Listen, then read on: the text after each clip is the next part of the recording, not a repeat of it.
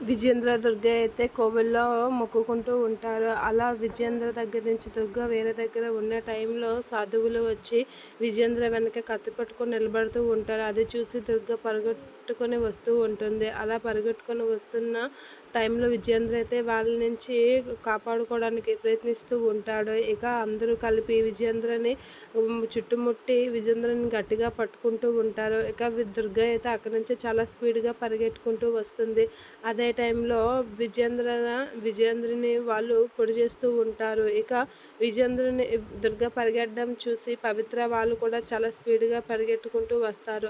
అప్పుడు విజయేంద్రని పొడుస్తున్న టైంలో దుర్గ వచ్చి అడ్డుపడుతూ ఉంటుంది. అలా అడ్డుపడగానే దుర్గాని వాళ్ళు పొడి చేస్తూ ఉంటారు. అలా అది చూసి అక్కడి నుంచి వాళ్ళు వెళ్ళిపోతూ ఉంటారు. ఇక విజయేంద్ర అయితే చాలా షాక్ అవుతూ ఉంటాడు. ఏంటి అని అయితే షాక్ అయ్యి అక్కడి నుంచి అయితే వెళ్ళిపోతున్న సాధువుల కాసైతే చూస్తూ ఉంటాడు. ఇక దుర్గని చూసి నీకేం కాదు వైష్ణవి అని విజయేంద్ర అనేసరికి ఒకసారిగా షాక్ అవుతూ ఉంటుంది దుర్గ. అవును అవును పల్లవి, పవిత్ర, ఈవిడ మీ అక్క వైష్ణవి అనేది అంటూ ఉంటాడు. ఆ మాటలు వినగానే దుర్గ ఒకసారిగా షాక్ అవుతూ ఉంటుంది.